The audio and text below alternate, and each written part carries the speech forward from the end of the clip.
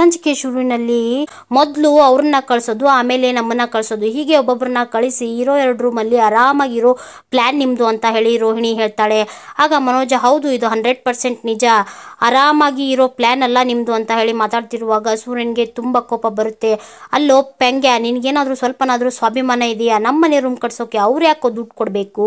ನಿನ್ನೇನಾದ್ರೂ ಹೀಗೇನೆ ಮಾತಾಡ್ತಾ ಇದೀಯಾ? ನಾನ್ ತುಂಬಾ ಸಹಿಸ್ಕೊಂಡು ಹೋಗ್ತಾ ಇದ್ದೀನಿ. ಜೊತೆಲಿ ಹುಟ್ಟಿರೋ ಅಣ್ಣ ಅಂತ ಹೇಳಿ ನಿನ್ನೆ ಹೇಳಿದ ಮಾತನ್ನೆಲ್ಲ ಸಹಿಸ್ಕೊಂತಾ ಹೋಗ್ತಾ ಇದ್ದೀನಿ. ಸರಿಯಾಗಿ ಮಾತಾಡಿದ್ರೆ ಸರಿ, ಇಲ್ಲ ಅಂದ್ರೆ ಸರಿಯಾಗಿ ಬೀಳುತ್ತೆ ಅಂತ ಹೇಳಿ ಒಂದೇಟ್ ಹೊಡಿತಾನೆ. ಆಗ ರೋಹಿಣಿ, ಎಲ್ಲಾನು ತಿಳ್ಕೊಂಡೇ ಮಾತಾಡ್ತಿರೋದು ರೀ, ನೀವಿಬ್ರು ಗಂಡ ಹೆಂಡತಿ ನೈಟ್ ಮಾತಾಡ್ಕೊಂಡು ಒಬ್ಬೊಬ್ರನ್ನಾಗೆ ಮನೆ ಬಿಟ್ಟು ಕಳಿಸಿ ಆಮೇಲೆ ಅತ್ತೆ ಮಾವನ್ನ ಕೈವಶ ಮಾಡ್ಕೊಂಡು ಈ ಮನೆನ ಆಳೋ ಪ್ಲಾನ್ ನಿಮ್ದು, ನಮ್ಗೆ ಗೊತ್ತಿಲ್ವಾ ಅಂತ ಹೇಳಿ ರೋಹಿಣಿ ಮಾತಾಡಿದಾಗ ಮೀನಾಗೆ ತುಂಬಾ ಕೋಪ ಬರುತ್ತೆ. ಅಲ್ಲ, ಅಂತ ದುರ್ಗತಿ ಏನ್ರಿ ನಮಗ್ ಬಂದಿರೋದು? ಕಷ್ಟಪಟ್ಟು ದುಡಿದು ಬೀದಿಲಿ ಮಲ್ಕೊಂಡು ಜೀವನ ಮಾಡ್ತಿದ್ದೇವೆ, ಇರೋದನ್ನೆಲ್ಲ ಅನುಭವಿಸ್ತಿರೋದು ನೀವು. ಕಣ್ಣಾರೆ ಕಂಡ್ರು ಹೀಗೆ ಮಾತಾಡೋಕೆ ಹೇಗ್ರಿ ನಿಮ್ಗೆ ಮನಸ್ಸು ಬರುತ್ತೆ ಅಂತ ಹೇಳಿ ಮೀನಾ ಜೋರ್ ಮಾಡಿ ಮಾತಾಡ್ತಿರ್ತಾಳೆ. ಆಗ ಇದನ್ನೆಲ್ಲ ಕೇಳಿಸ್ಕೊಂಡ ಶಾಂತಿ, ಯಾಕೆ ಅವಳ ಮೇಲೆ ಮಾತಾಡ್ತಿದೀಯ, ಯಾಕೆ ವಾಯ್ಸ್ ರೈಸ್ ಮಾಡ್ತಿದೀಯ ಅಂತ ಹೇಳಿ ಬೈತಾಳೆ. ಆಗ ಸೂರ್ಯ, ಯಾಕಂದ್ರೆ ಅವಳು ಈ ಮನೆ ಸೊಸೆ, ಈ ಮನೆಗೆ ಅಥೆಂಟಿಕ್ ಆಗಿ ಸೇರು ಒದ್ದು ಹಾಲು ಉಕ್ಸಿ ಈ ಮನೆಗೆ ಸೊಸೆಯಾಗಿ ಬಂದವಳು ನನ್ನ ಹೆಂಡತಿ ಅಂತ ಹೇಳ್ತಾನೆ. ಆಗ ಮನೋಜ, ಸೊಸೆ ಆದ್ರೆ ಅಡುಗೆ ಮನೆಯಲ್ಲೋ ದೇವ್ರ ಮನೆಯಲ್ಲೇ ಇರಬೇಕು, ಮಾತಿನ ಮಧ್ಯೆ ಬರಬಾರ್ದು ಅಂತ ಹೇಳಿ ಮಾತಾಡುವಾಗ ಸೂರ್ಯನ್ಗೆ ತುಂಬಾ ಕೋಪ ಬರುತ್ತೆ. ನೋಡೋ ಸೂರ್ಯ, ನಿನ್ಗೆ ಈ ವಿಷಯ ಇಷ್ಟ ಇಲ್ಲ ಅಂದ್ರೆ ಈ ವಿಷಯದ ಮಧ್ಯೆ ಬರಬೇಡ, ಅಥವಾ ಇನ್ನೂ ಇಷ್ಟ ಇಲ್ಲ ಅಂದ್ರೆ ಈ ಮನೆಗೆ ಬರಬೇಡ. ಯಾಕೋ ಗಂಡ ಹೆಂಡತಿ ಈ ಮನೇಲಿ ಇದ್ದು ನಮ್ಮ ಜೀವ ತಿಂತೀರಾ ಅಂತ ಹೇಳಿ ಮಾತಾಡೋಕೆ ಶುರು ಮಾಡ್ತಾನೆ ಮನೋಜ. ಅದರಿಂದ ತುಂಬಾ ಕೋಪಗೊಂಡ ಸೂರ್ಯ ಸರಿಯಾಗಿ ಮನೋಜನ್ಗೆ ಹೊಡೆಯೋಕೆ ಶುರು ಮಾಡ್ತಾನೆ. ಸೂರ್ಯ ಮನೋಜನ್ಗೆ ಸರಿಯಾಗಿ ಬಾರಿಸೋಕೆ ಶುರು ಮಾಡ್ತಾನೆ. ಹಾಗೆ ಮಧ್ಯೆ ಬಂದ ರೋಹಿಣಿನೂ ಸಹ ಕೇರ್ ಮಾಡದೇ ಇರೋ ಸೂರ್ಯ ಮತ್ತೆ ಮನೋಜನ್ಗೆ ಹೊಡೆಯೋಕೆ ಶುರು ಮಾಡ್ತಾನೆ. ಆಗ ಮನೆಯವರೆಲ್ಲರೂ ಸೇರಿ ಮನೋಜ ಹಾಗೂ ಸೂರ್ಯನನ್ನ ಬಿಡಿಸೋಕೆ ಪ್ರಯತ್ನ ಪಡ್ತಾರೆ. ಆದ್ರೆ ಇದನ್ನೆಲ್ಲ ಅಲ್ಲೇ ನಿಂತ್ಕೊಂಡು ಗಮನಿಸ್ತಾ ಇರೋ ಶೀಲಾ ಒಳಗೆ ಖುಷಿ ಪಡ್ತಾ ಇರ್ತಾಳೆ. ಕೊನೆಗೆ ರಂಗನಾಥ್ ಅವ್ರಿಗೆ ತುಂಬಾ ಬೇಜಾರಾಗುತ್ತೆ. ಆಗ ಕಿರ್ಚಾಡಿ ಜಗಳ ಬಿಡಿಸ್ತಾರೆ. ಯಾಕ್ರೋ ಈ ರೀತಿ ಹೊಡೆದಾಡ್ಕೊಂಡು ಸಾಯ್ತಾ ಇದ್ದಾರೆ, ಎದೆ ಯುದ್ಧ ಬೆಳೆದಿದ್ದೀರಾ, ಇದಕ್ಕೋಸ್ಕರ ನಾನು ನಿಮ್ಗೆ ಕಷ್ಟಪಟ್ಟು ಬೆಳೆಸಿರೋದು, ವಯಸ್ಸಾಗಿದೆ, ಕೈಯಲ್ಲಿ ಕಾಸಿಲ್ಲ, ದುಡಿಯೋಕ್ಕಾಗಲ್ಲ, ಯಾರೂ ನನ್ನ ಮಾತನ್ನ ಕೇಳ್ತಾ ಇಲ್ಲ, ನಿಷ್ಪ್ರಯೋಜಕ ನಾನು ಅಂತ ಹೇಳಿ ಕಣ್ಣೀರಿಡ್ತಾ, ನಮ್ಮ ಮನೆ ಕಥೆನ ಕೇಳಿದವರು ಯಾರೂ ಮಕ್ಕಳು ಬೇಕು ಅಂತ ಬೇಡ್ಕೊಳ್ಳಲ್ಲ, ಮಕ್ಕಳು ಇಲ್ದವರು ಹಳೆ ಕಟ್ಟೆನ ಸುತ್ತಿ ಮಕ್ಕಳು ಬೇಕು ಅಂತಾರೆ. ಆದರೆ ಮಕ್ಕಳು ಹೆತ್ತವರು ಯಾಕಪ್ಪ ಮಕ್ಕಳು ಬೇಕು ಅಂತ ಹೇಳಿ ಬೇಜಾರು ಪಡ್ತಾರೆ ಅಂತ ಹೇಳಿ ಕಣ್ಣೀರಿಡ್ತಾ ಅಲ್ಲಿಂದ ಹೊರಡ್ತಾರೆ.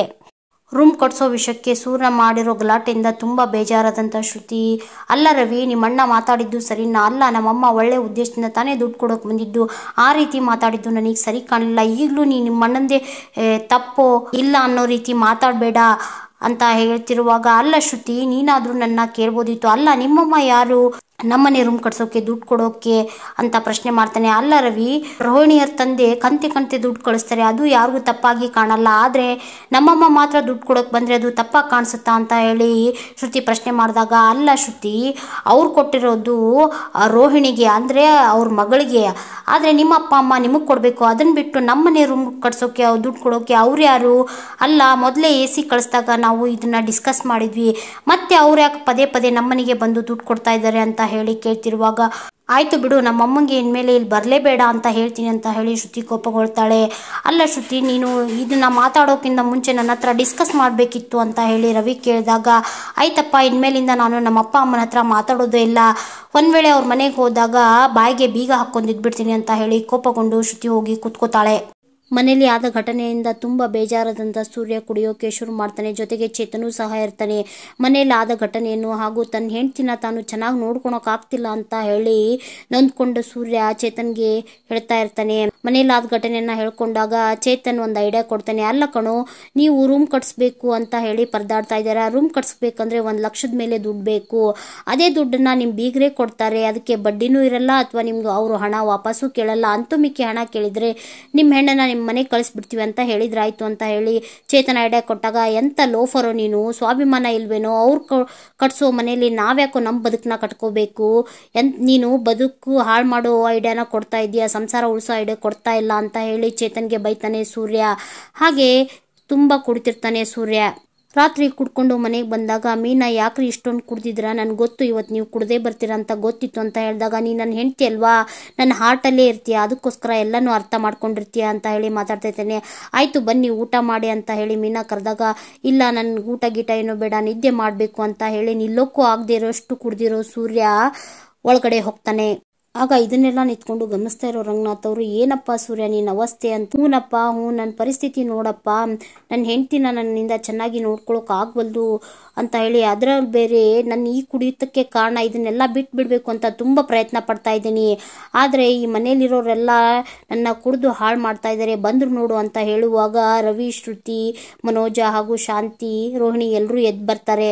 ರವಿ, ಯಾಕೋ ನಮ್ಮ 3 ಜನರಲ್ಲಿ ನೀನ್ ಯಾಕೋ ಹೀಗಾದ್ಯ ಅಂತ ಹೇಳಿದಾಗ ರವಿನ ಹತ್ರ ಕರೆದ ಸೂರ್ಯ, ಮೊನ್ನೆ ನೀವಿಬ್ರು ಕುಡ್ದಿರ್ಲಿಲ್ವಾ, ಅದನ್ನೇನಾದ್ರೂ ನಾನು ಹೇಳಿದ್ನಾ ಅಂತ ಹೇಳ್ತಿರ್ತಾನೆ. ಆಗ ಶಾಂತಿ, ಏನ್ ಮಾತಾಡ್ತಾ ಇದ್ದೀರಾ ಅಂತ ಕೇಳಿದಾಗ, ಏನೂ ಇಲ್ಲ ಬಿಡಮ್ಮ ಅಂತ ಹೇಳಿ ರವಿ ಸುಮ್ಮನಾಗ್ತಾನೆ. ಆಗ ಸೂರ್ಯ ತುಂಬಾ ನೊಂದ್ಕೊಂಡು ಮಾತಾಡ್ತಾ ಇರ್ತಾನೆ. ಮನೋಜ, ನಿಮ್ಮಿಬ್ಬರದು ಗೋಳು, ಕಷ್ಟಪಟ್ಟು ದುಡಿದು ಬಿಸ್ನೆಸ್ ಮಾಡಿ ಮನೆಗೆ ಬಂದ್ರೆ ನೆಮ್ಮದಿಯಾಗಿ ಮಲ್ಕೊಳಕ್ ಆಗಲ್ಲ ಅಂತ ಹೇಳಿ ಮಾತಾಡ್ತಿರುವಾಗ ಸೂರ್ಯನ್ಗೆ ತುಂಬಾ ಕೋಪ ಬರುತ್ತೆ. ಅಲ್ಲ ಕಣೋ, ನಾನು ನನ್ನ ಹೆಂಡತಿ ಈ ಸೋಫಾದ ಮೇಲೆ ನೆಲದ ಮೇಲೆ ಮಲ್ಕೋಬೇಕಾ, ಅದನ್ನೆಲ್ಲ ಹೇಳೋಕೆ ನೀನ್ ಯಾರೋ, ನಿನಗೆ ಸರಿಯಾಗಿ ಹೊಡಿತೀನಿ ಅಂತ ಹೇಳಿದಾಗ, ಯಾಕ್ರಿ ನಿಮ್ಗೇನೆ ತುಂಬಾ ಶಕ್ತಿ ಇರೋದು, ಯಾಕ್ರಿ ನನ್ನ ಗಂಡನ ಮೇಲೆ ಹೊಡೆಯೋದು ನೀವು ಅಂತ ಹೇಳಿ ರೋಹಿಣಿ ಜೋರ್ ಮಾಡ್ತಾಳೆ. ಆಗ ಸೂರ್ಯ, ಹೌದು ನನಗೆ ಶಕ್ತಿ ಜಾಸ್ತಿ ಇರೋದು, ಯಾವನಾದ್ರೂ ಬಂದು ನನ್ನ ಮುಂದೆ ನಿಲ್ಲಿ ನೋಡೋಣ ಅಂತ ಹೇಳಿ ಮಾತಾಡ್ತಿರ್ತಾನೆ. ಹಾಗೆ ನೀವ್ಯಾರ್ರಿ ನಮ್ಮನೆಗೆ ಬಂದು ನಮ್ಮನ್ನೇ ಹೊರಗಡೆ ಮಲ್ಕೋ ಅಂತ ಹೇಳಕ್ಕೆ ಬ್ರಿಟಿಷ್ ಇರ್ತಾರ ಅಂತ ಹೇಳಿ ಮಾತಾಡ್ತಿರ್ತಾನೆ ಸೂರ್ಯ. ಅಲ್ಲ, ನಂದು ಹೋಗ್ಲಿ ಬಿಡಿ, ನನ್ನ ಹೆಂಡತಿ ಬೆಳಗ್ಗಿಂದ ಸಾಯಂಕಾಲವರೆಗೂ ನಿಮ್ದೆಲ್ಲ ಸೇವೆ ಮಾಡಿ ಎಲ್ಲರಿಗೂ ಅಡಿಗೆ ಮಾಡ್ತಾಳಲ್ಲ, ಅದನ್ನೆಲ್ಲ ತಿಂದು ಅವಳನ್ನೇ ಹೊರಗಡೆ ಮಲ್ಕೊಳ್ಳಿ ಅಂತ ಹೇಳ್ತಿರಲ್ಲ, ನಿಮ್ಗೊಂದು ಸ್ವಲ್ಪ ಮನುಷ್ಯತ್ವ ಇಲ್ವಾ? ನೀವು ಮತ್ತೆ ಇನ್ನೊಬ್ರು ಆರಾಮಾಗಿ ಮಂಚದ ಮೇಲೆ ಮಲ್ಕೋಬೇಕು, ನನ್ನ ಹೆಂಡತಿ ಮಾತ್ರ ನೆಲದ ಮೇಲೆ ಮಲ್ಕೋಬೇಕಾ ಅಂತ ಹೇಳಿ ಮೀನನ್ನ ಇಟ್ಕೊಂಡು ಆಳ್ತಿರ್ತಾನೆ ಸೂರ್ಯ. ಆಗ ಮನೋಜ, ನೀನ್ ಬರೀ ಇದೇ ಗೋಳಾಯ್ತು, ಬೇಕಂದ್ರೆ ಇರು, ಇಲ್ಲ ಅಂದ್ರೆ ಮನೆ ಬಿಟ್ಟು ಹೋಗು ಅಂತ ಹೇಳಿ ಮತ್ತೆ ಹೇಳೋಕೆ ಶುರು ಮಾಡ್ತಾನೆ. ಇದನ್ನೆಲ್ಲ ಹೇಳೋಕೆ ನೀನ್ ಯಾರೋ, ಇಷ್ಟೆಲ್ಲ ಅವಮಾನ ಆದ್ರೂ ಯಾಕೋ ಇದ್ದೀರಾ, ಇನ್ನೊಬ್ರು ಯಾರಾದ್ರೂ ಆಗಿದ್ರೆ ಇಷ್ಟೊತ್ತಿಗೆ ಮನೆ ಬಿಟ್ಟು ಹೋಗ್ಬಿಡೋರು ಅಂತ ಹೇಳಿ ಮನೋಜ ಹೇಳ್ತಿರುವಾಗ, ಹೌದು ಕಣೋ, ನಾವ್ ಇದನ್ನೆಲ್ಲ ಸಹಿಸ್ಕೊಂಡಿರೋದು ಈ ದೇವ್ರಿಗೋಸ್ಕರ ಅಂತ ಹೇಳಿ ರಂಗನಾಥ್ ಅವ್ರನ್ನ ತೋರಿಸಿ ಹೇಳ್ತಿರ್ತಾನೆ ಸೂರ್ಯ. ಅದನ್ನೆಲ್ಲ ಕೇಳಿಸ್ಕೊಂಡು ರಂಗನಾಥ್ ಅವ್ರ ಕಣ್ಣಲ್ಲಿ ನೀರ್ ಬರ್ತಿರುತ್ತೆ. ಇಲ್ಲ ಅಂದ್ರೆ ಇಷ್ಟೊತ್ತಿಗೆ ನಾನು ಮೀನಾ ಈ ಮನೆ ಬಿಟ್ಟು ಹೋಗ್ಬಿಡ್ತಿದ್ವಿ ಅಂತ ಹೇಳಿ ಸೂರ್ಯ ಆಳ್ತಾ ಹೇಳ್ತಿರ್ತಾನೆ. ಇಲ್ಲಿಗೆ ಆಸೆ ಧಾರಾವಾಹಿ ಇಂದಿನ ಸಂಚಿಕೆ ಮುಕ್ತಾಯವಾಗುತ್ತೆ. ಆಸೆ ಧಾರಾವಾಹಿಯನ್ನು ವಿವರವಾಗಿ ವೀಕ್ಷಿಸಲು ಪ್ಲೀಸ್ ನಮ್ಮ ಚಾನಲ್ನ ಸಬ್ಸ್ಕ್ರೈಬ್ ಮಾಡ್ಕೊಳ್ಳಿ. ಹಾಗೆ ನಮ್ಮ ವಿಡಿಯೋಗಳು ನಿಮಗೆ ಇಷ್ಟ ಆಗ್ತಿದ್ರೆ ಪ್ಲೀಸ್ ಒಂದು ಲೈಕ್ ಕೊಡಿ. ಹಾಗೆ ನಿಮ್ಮ ಫ್ಯಾಮಿಲಿ ಫ್ರೆಂಡ್ಸ್ ಜೊತೆಗೆ ಶೇರ್ ಮಾಡೋದನ್ನ ಮರಿಬೇಡಿ. Thank you.